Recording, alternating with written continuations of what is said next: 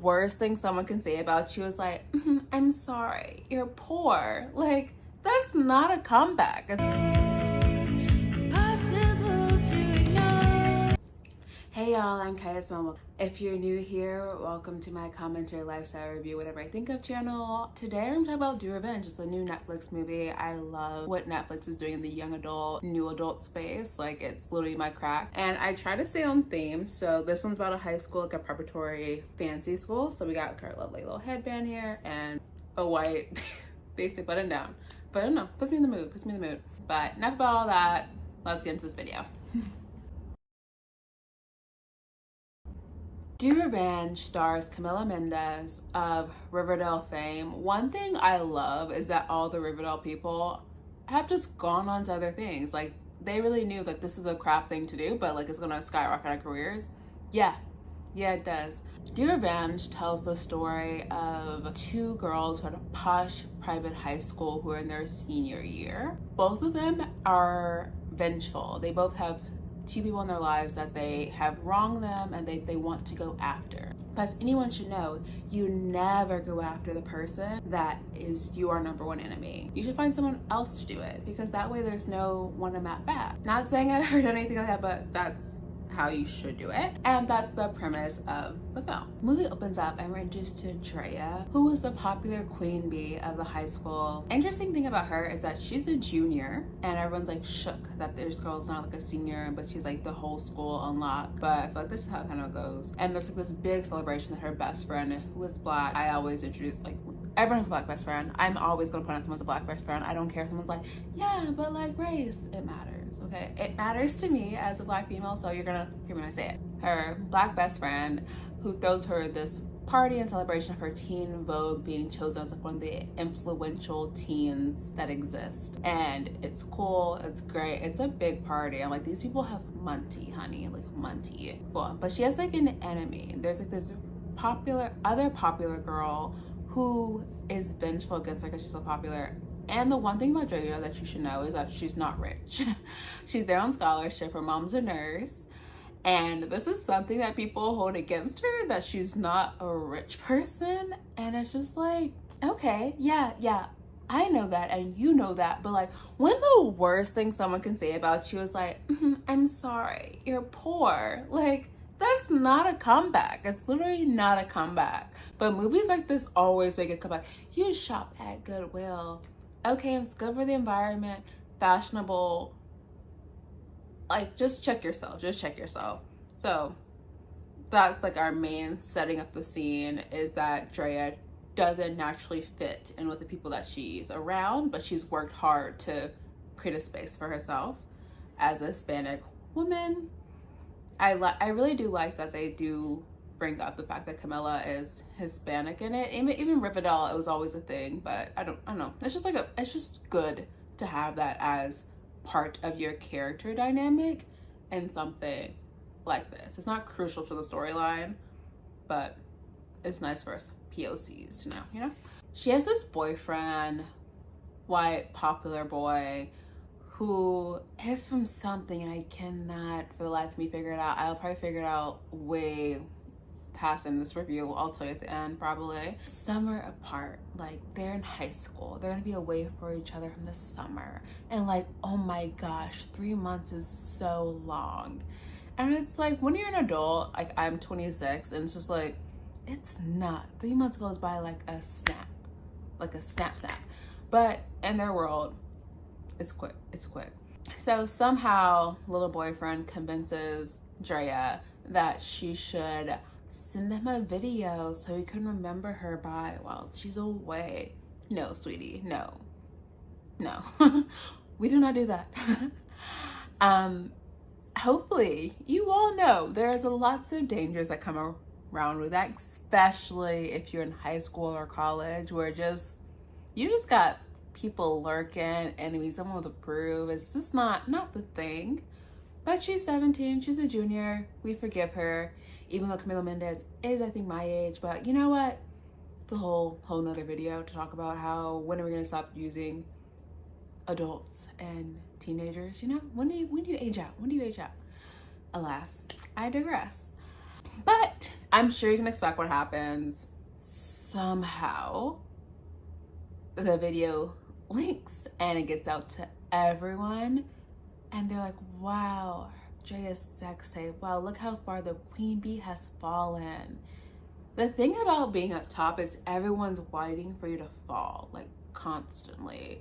That's why I love where I am in my life and I want more for myself, but I'm also like, no, I don't have anyone watching me to fall. Like, I don't have that in my life. And it's just like so freeing knowing that like I just can go up and like no one's out here like waiting for me to fail. That happens to Drea, and the problem with how she's built up her social standing has been a lot around her popularity and her boyfriend. So she's one of those girls who has no friends on her own. They're just her boyfriend's friends. So it ends up being where she's basically alone after that incident because she hits him. She confronts him and then she like gives him a nice little right hook. I took boxing, I don't know, I'm like, right hook. And he's like, oh, it wasn't me. And I'm like, I don't freaking care if you weren't hacked. I don't care. Like, why was it available? Like, what was, I don't care. I'm gonna hit you. So love that she did that. Loved it. So I was like, we are starting off strong with the premise of this movie. We are starting off so strong. Drea, as a poor person, works at the local tennis country club, and there she meets Eleanor, who overhears a conversation from two girls in the back, like, locker room. One of them is Erica, and Erica is the girl who I mentioned before who is vicious, mean, and hates Drea. It's every time you're talking about a new movie, it's like you don't know these characters, so they're like new names you have to remember just to forget again. So it's like fascinating.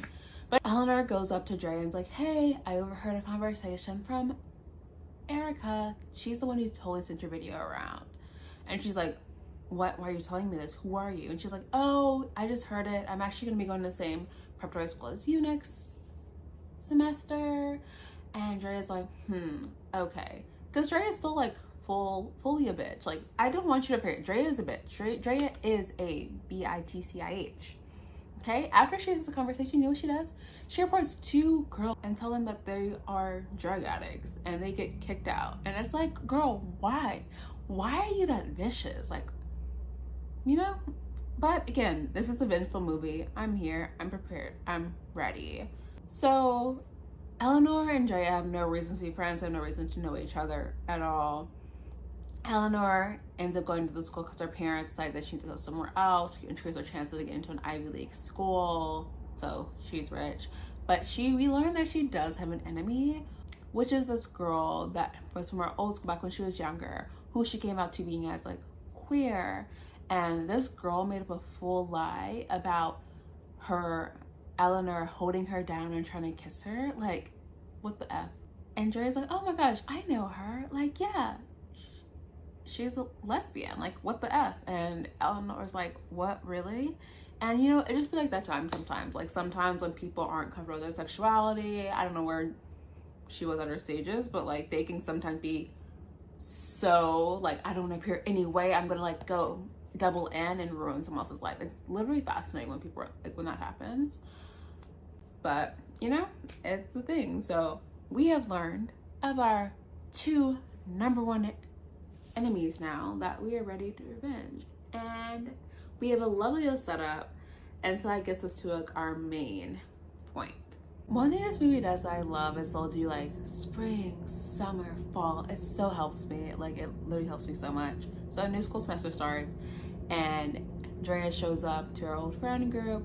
They aren't her friends. She's realizing that now because Tara, our black girl I mentioned, is now dating Max, her ex, who sent around her tape of her. And it's like, wow.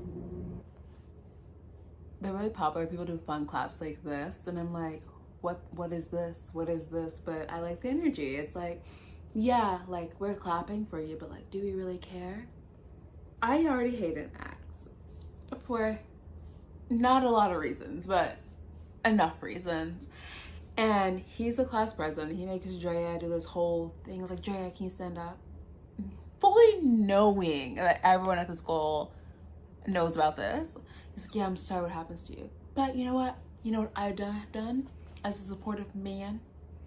I started a club here at this school. It is called the Cis, because I was born male and identify as male. Hetero, because I like women as a male. Men, because I am a man. I'm a man. You know, gotta reinstate this, you know, I'm a man. Championing female, because I'm females. But female identifying, like that's female identifying student league. The epitome of fake wokeness. Only place you can be in distress in a corporate work environment too. Yeah.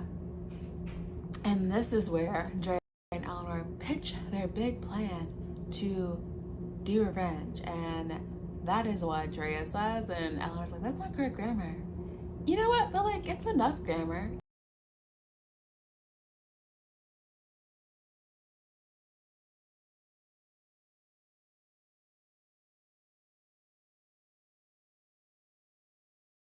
You got the point.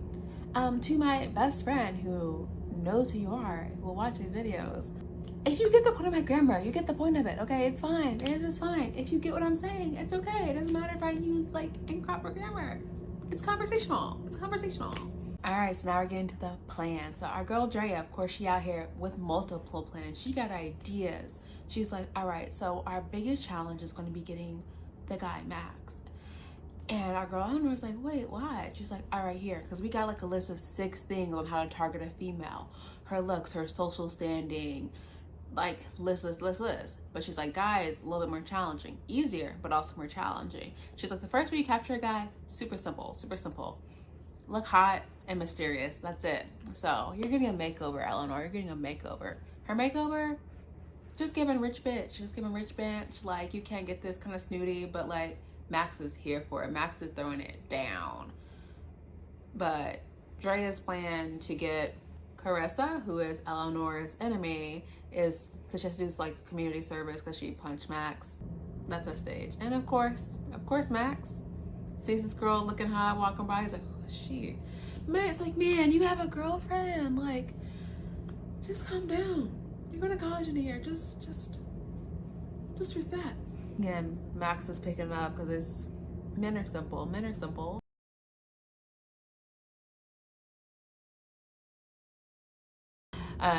And like the way that Eleanor is going about it, it's just like, she's just giving like, your shit don't stink. I'm sorry. He's like, yeah, I did all this. And she's like, yeah, I don't. Okay, cool. You can read. You can travel. Like, so cool for you.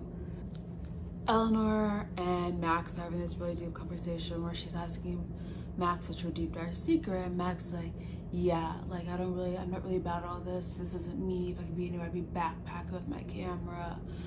And maybe it's because I'm older and I've tried to actively break against what I personally want versus what society and like something I've had my friends want.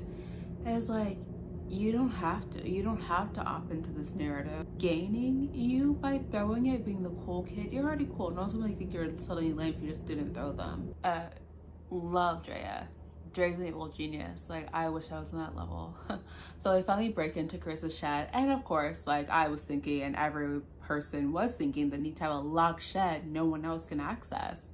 She has weed and she's growing shrooms. And Drea's brilliant plan is to dose the whole entire class at the dinner that Carissa's making.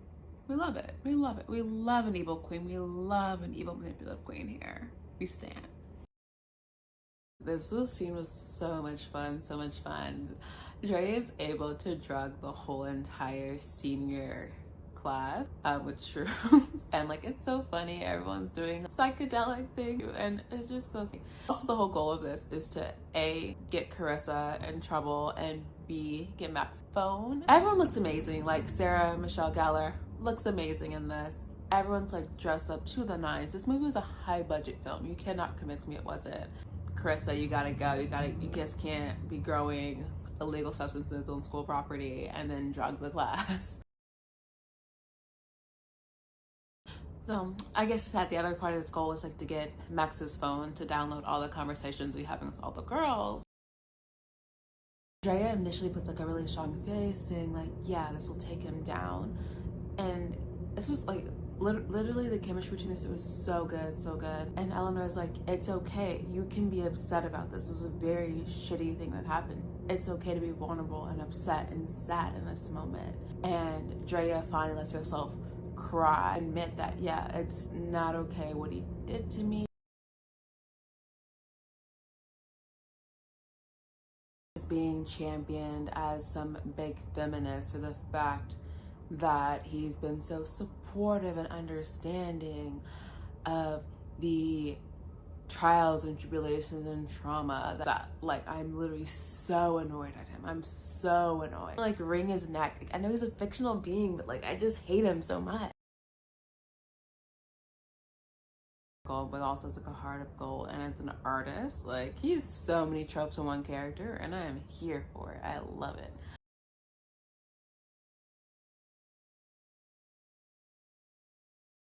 Whole thing goes out to the whole school, like messages. Everyone now knows who Max is, and Max is freaking out. He has to go to a safe space. Maya is also freaking out. She's like, this makes me look so bad. Like this is so bad for my images. So he comes with an idea, and can you guess what it is? Can you guess what it is? Because at first Drea is like, yes, we got it, we are locked, this is all been done. But guess what it ends up being spent into?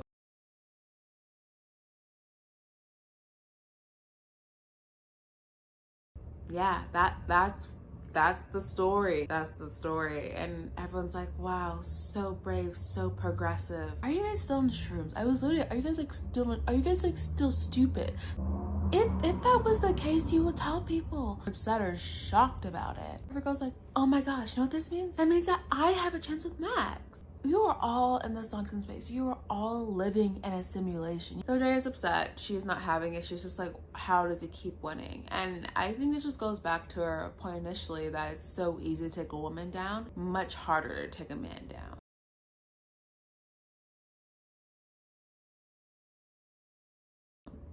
Drea finds out that she's not getting into Yale. Yeah, and this is the part of the movie where Drea becomes unhinged. She is fully off of her rocker at this point. Now I'm gonna say we're entering into Endgame because we found out there's like an admissions party that you're only invited to be into at least one Ivy.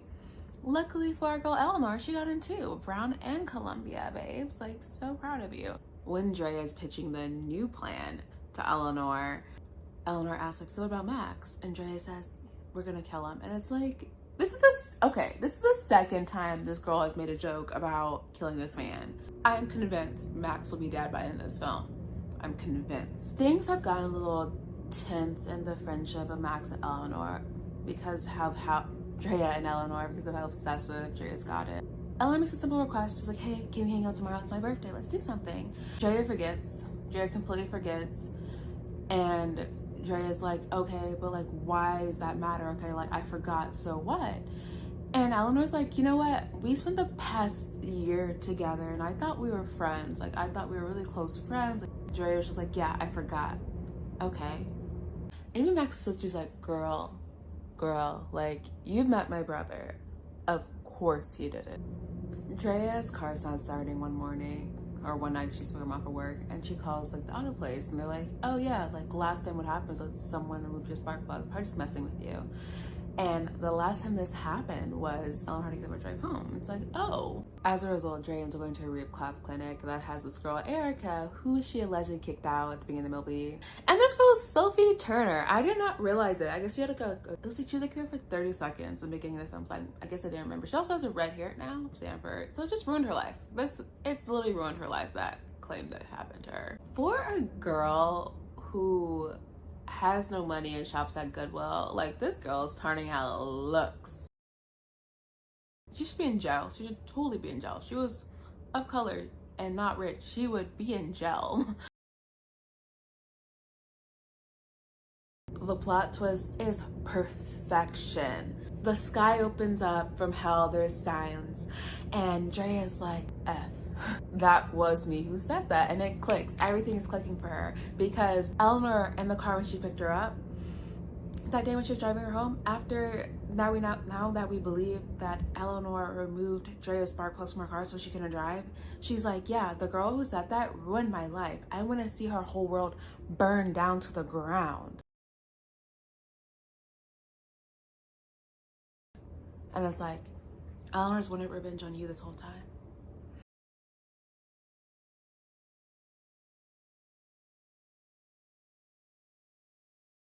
I love them. I love a montage done right. I love a montage when it's revealing something. And the reveal is that Eleanor always knew who Drea was. Again, they were good friends for a year though, so Eleanor was willing to pull off the whole plot when they had the whole like high shrooms thing. They were bonding. But then I felt birthday incident. Nora is just like, Eleanor. I like Nora better though.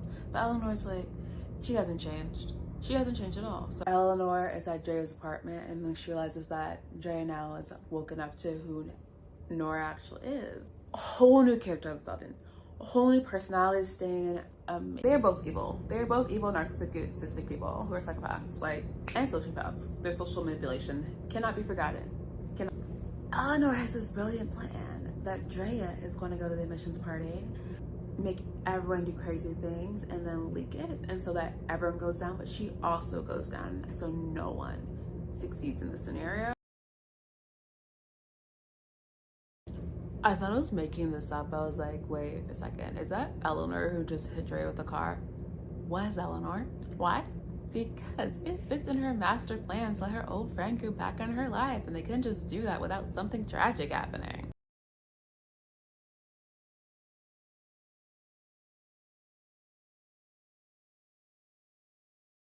Unless like you guys are like sacrificing someone, I don't know how it could be like that bad, you know? I mean, everything's bad, like don't get me wrong, but like you guys are all rich preparatory school kids. Like you guys aren't just gonna get like mass revocations of like your admissions. Like honestly.